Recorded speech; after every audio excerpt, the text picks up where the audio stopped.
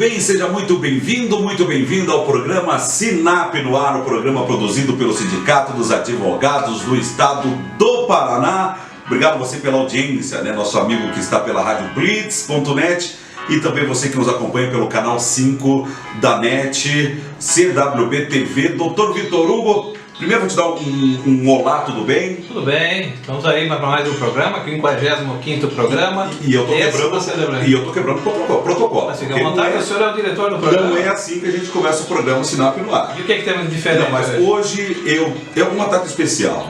Preparei um texto. Fica à vontade. Por favor. Vamos ver. Bom, gente, no dia 20 de julho de 2019, um sábado, iniciamos o nosso programa Sinap no Ar. O projeto era para divulgar as atividades do Sinap, as notícias dos associados e amigos, e logo de início para enfrentar 2 horas de programa, ao vivo, divididos em 8 blocos. Eram 7 breaks, uma tarefa difícil, porque a quantidade de notícias, gente, e matérias deveria ser enorme. Mas de pronto, Dr. Vitor Hugo Loureiro aqui começou a trazer entrevistados para o programa. Aliás, às vezes, Dr. Vitor Hugo convidava 3, 4 entrevistados, ninguém via. Não aparecia ninguém. Não aparecia ninguém no programa. Aí eu lembro como se fosse agora. O senhor pegava o telefone e ligava ali para um juiz, um desembargador, um colega advogado, e na mesma hora já fazia a entrevista, e assim o programa ia pro ar. Já nesse início houve adesão, como colunista, a gente não pode esquecer aqui, do juiz, né, que participou com a gente já no primeiro programa, o Dr. Vicente Ataíde.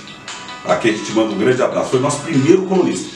Depois vieram as participações da doutora Andréa Vaz, a doutora Débora da Rocha, a doutora Janaína Queradia e, mais recente, o juiz Danilo Fontinelli de Fortaleza, no Ceará, entre outros, claro, que participaram do programa, e assim foram se somando as participações. A audiência foi aumentando, o programa foi criando corpo, foi se fixando. Pois bem, no dia 23 de maio deste ano, uma nova etapa do programa começou. Agora com imagens, doutor Vitor Hugo. Programa com imagens, sendo transmitido, lançado na CWB TV, canal 5 da NET. E já estamos hoje no nosso 55º programa no rádio e o nosso 10º programa televisionado. Olha que beleza, gente. Só temos a agradecer, principalmente, inicialmente, ao Dr. Vitor Hugo Loureiro por essa iniciativa, por esse projeto, aliás, um projeto sensacional. Agradecer o nosso querido amigo Ney Daniel, aliás, faz toda a produção aqui, sem ele não havia como realização desse programa, né? Obrigado aos nossos colunistas, muito obrigado mesmo aos entrevistados que já passaram por esse programa, muito obrigado mesmo. Agradecer aos diretores, né, a diretoria da Rádio Blitz, o Lucas Bauerman, o Zanderlei Justus. Agradecer a direção da CWB TV, na pessoa do seu presidente, que é o Daniel Littalbach, e também da coordenadora Eliana Ramos. Mas agradecer em especial, doutor Vitor Hugo, ao nosso amigo ouvinte, ao nosso amigo telespectador. Esse programa existe em função de vocês, por conta da audiência de vocês. Então nós temos sim, nessa data especial, para nós do Sinap, a agradecer e dizer obrigado, mas muito obrigado mesmo. Vamos em frente, doutor Vitor Hugo Loureiro, parabéns! Eu vou ficar emocionado desse jeito aí, né? Essa recordação. Descreveu muito bem toda essa nossa jornada nesse primeiro ano, quiçá primeiro ano de muitos anos, mas realmente é isso, começou com toda a dificuldade, descrença, né? Aliás, quando comuniquei para amigos que tenho na parte de comunicação, todos disseram, não, eu vou lá, eu ajudo, eu participo do programa, e o que o Santos relatou era verdade. Fazíamos o convite, vem, não, eu vou lá, sábado eu vou lá, na entrevista, e não aparecia, simplesmente não, sábado de manhã não aparecia, e era desse jeito. E o programa no ar, às vezes ao vivo, a gente já dava as notícias, no intervalo, no break, realmente ligava para um colega advogado do Rio Grande do Sul, de São Paulo, aqui de Curitiba mesmo, já colocava no ar, abria e aprendia a fazer com um ao vivo, botava o microfone próximo ali e batia aquele papo, e ali nós preenchíamos aquele espaço com pelo menos um bloco ou um segundo bloco, conforme evoluía as entrevistas. Hoje, evidentemente, não temos mais o programa ao vivo, ele é gravado, sempre gravado, por causa exatamente da televisão, né? A televisão tem que ser gravado com imagens e editado e tal, que é outra vibe, né? Outra situação. Mas ainda estamos fazendo essas entrevistas. Hoje, já quero desde logo anunciar, temos a primeira entrevista aí com a doutora Josiane Becker, funcionária advogada da Sanepar, vai nos trazer algumas informações sobre o marco legal do saneamento, essa lei que acabou de ser promulgada e publicada. Então ali tem umas notícias para trazer a respeito. Também a nossa principal entrevista de hoje é a doutora Marilena Winter, vice-presidente da OAB, que nos cedeu também uma entrevista, e por uma questão de equidade, até o nosso presidente Cássio Teles, também foram 3 blocos, porque, né, não é verdade? Se o presidente tem direito a 3 blocos, a vice-presidente também tem. Também conversamos, muitos assuntos foram tratados, agradeço de coração essa concessão dessa entrevista. Temos mais algumas colunas, não saiam daí, vocês vão gostar, como sempre, um programa animado, tá bom, gente? Então vamos a um primeiro intervalo. Vamos sim. E já voltamos na sequência, ok, gente?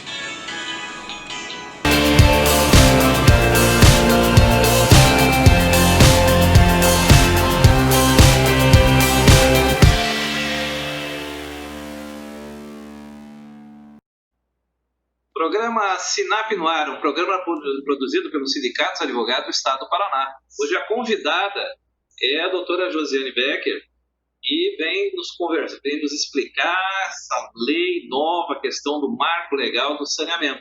Ok?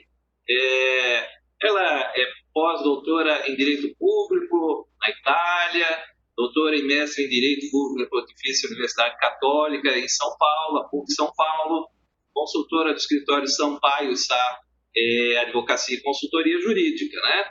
Atualmente advogada da própria Sanepar, aqui do Estado do Paraná, nossa companhia de águas, né, aqui no Paraná, e membro do Conselho do Instituto de Mulheres no Saneamento. E também fez parte da diretoria do Sindicato dos Advogados do Estado do Paraná, fez uma excelente gestão, né, participou, né, teve que solicitar um afastamento aí da direção, mas quem sabe em breve estará de volta para nos ajudar a gerir. Tudo bem com a senhora, doutora Josiane? Tudo bem, doutor Vitor, muito obrigada. Agradeço estar aqui com vocês para esclarecer pontos aí muito interessantes do nosso direito. Isso aí. Nós vamos tratar da Lei 14.026 de 2020, recém-promulgada, né? Recém-promulgada aí. Ela o que é essa lei? A atualização do marco legal do saneamento, né?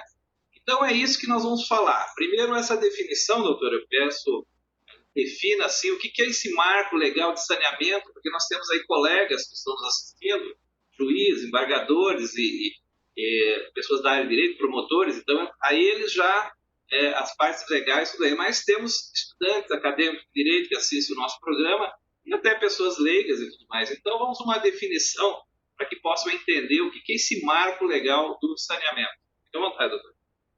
Então, essa lei ela foi publicada, foi sancionada ontem com alguns vetos, poucos vetos, já foi publicada, então nós já temos o número aí, está saindo do forno essa lei, e ela traz todo um regramento novo para o saneamento básico, e aí incluindo água, esgoto, resíduos sólidos, é uma lei muito ampla. Ela traz toda uma legislação sobre tarifa, sobre regulação da área, e ela altera também os contratos que vão ser firmados agora com as empresas para prestação de serviços. Então, vai ter alterações desde tributação até o consumidor final vai sentir o impacto dessa legislação. Vamos fazer um enquadramento do antes e o depois, né? Então vamos falar que a mudança é grande. Antes nós tínhamos assim o monopólio da água e esgoto pela empresa Sanepar, fora outras em algumas cidades que utilizam, por exemplo, o serviço da SAMAI. A situação é a mesma, mas a SAMAI é contratada pelo município e a Sanepar é uma empresa estadual. Muito bem.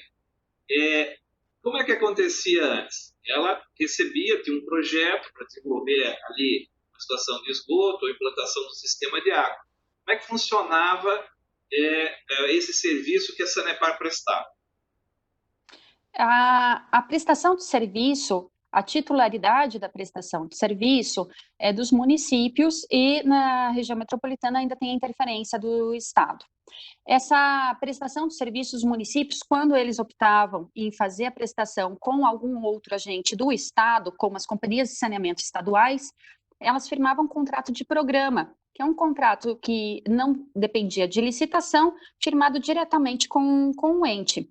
E aí nós temos várias empresas estaduais que prestam esse serviço atualmente nesse modelo de contrato de programa. Mas com esse novo marco do saneamento, agora... Aí é mudança. Isso. Agora mudou, né? E agora que muda bastante. A famosa edital de concorrência. Então, a grande novidade é que empresas particulares poderão vir a concorrer, né, para executar aquela obra determinada. É assim, doutora? Isso. Agora vão ter que correr licitações, então contratos de programa não ocorrerão mais. Sim. E todas as empresas vão ter que passar pelo processo licitatório, inclusive as empresas estaduais. Então, abriu-se o mercado para concorrência. Embora, depois de firmado esse contrato, ocorra um monopólio natural, porque a prestação de serviço é um serviço caro a ser prestado, então, no ambiente, depois de assinado o contrato, acaba ocorrendo um monopólio aí por uns 30 anos. Mas, para iniciar a prestação de serviço, agora é livre a concorrência mediante licitação. Doutora, traçando um paralelo, que nós podemos ver, que as pessoas podem ver, por exemplo, instalação de equipamentos de telefone, né? Virou-se o monopólio, antigamente era a Telebrás, né? E aqui no Paraná a Telepar. Aí o ministro Beltrão resolveu fazer a desburocratização e abriu a comunicação.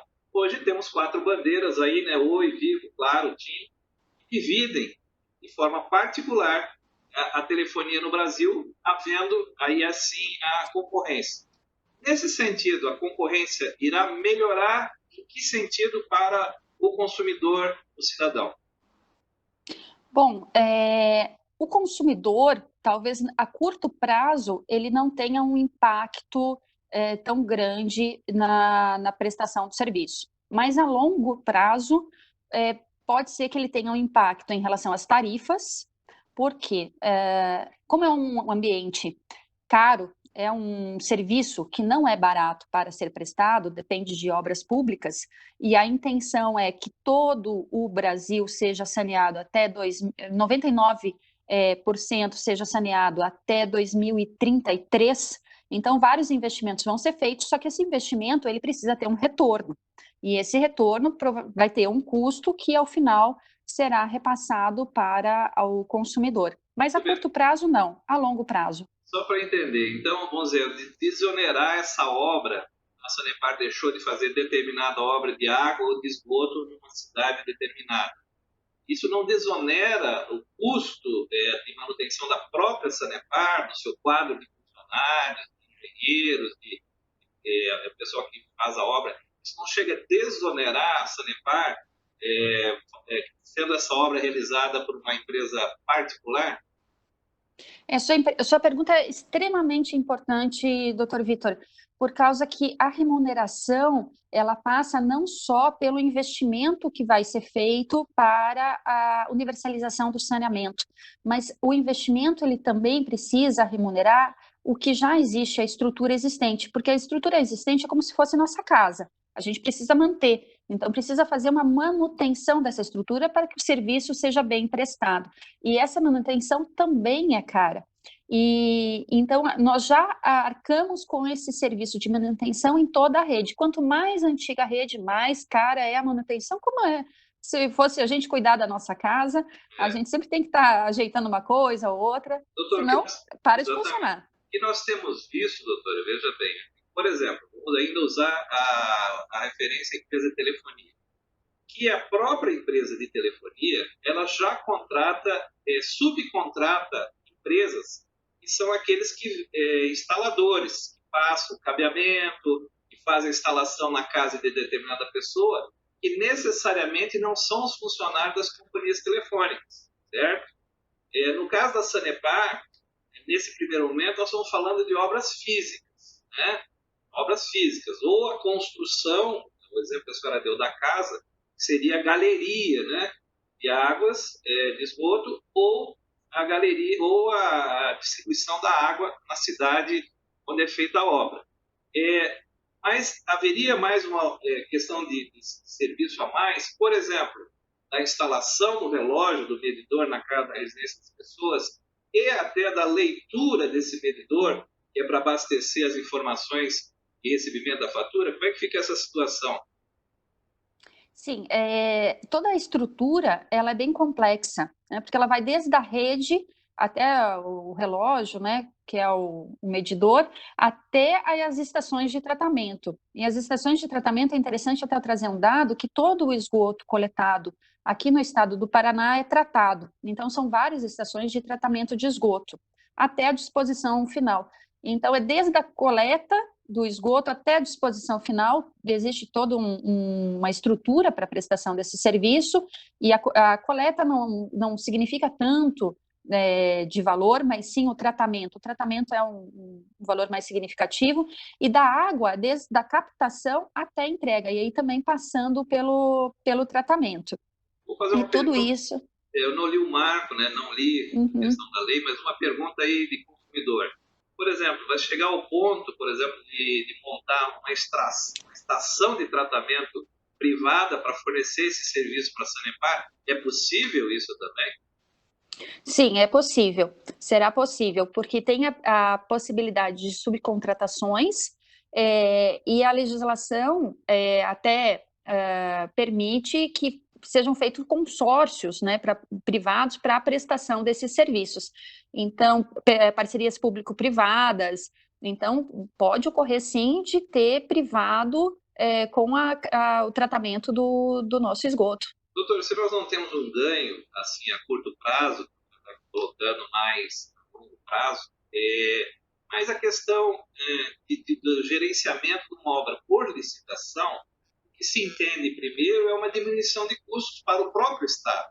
Então, deixa eu fazer um exemplo grosseiro aqui. Vamos ver uma cidade lá como Ibiporã, nós vamos fazer um saneamento naquela cidade lá.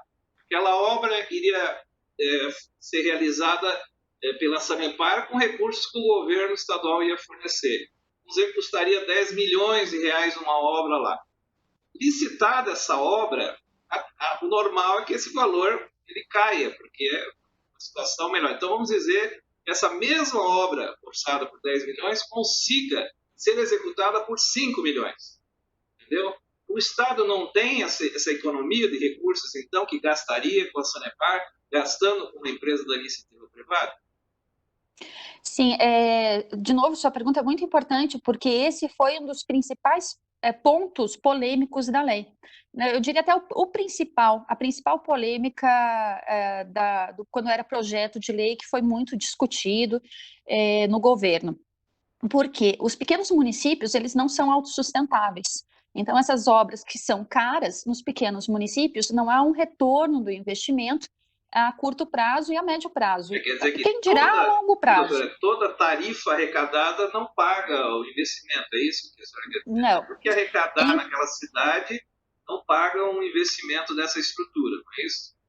Não paga. E quando abre-se para licitação para iniciativa privada, a iniciativa privada e centraliza, faz licitações por municípios, o município privado, numa licitação, talvez não tenha interessados para que preste o serviço, já que não tem um retorno financeiro quanto àquilo.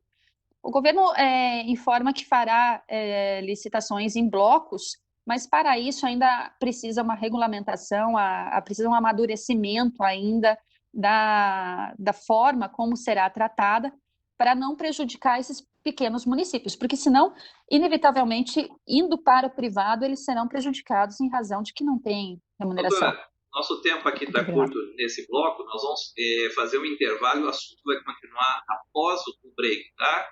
Okay. Programa Sinap no Ar, um programa produzido pelo Sindicato dos Advogados do Estado do Paraná, já retorna com essa entrevista.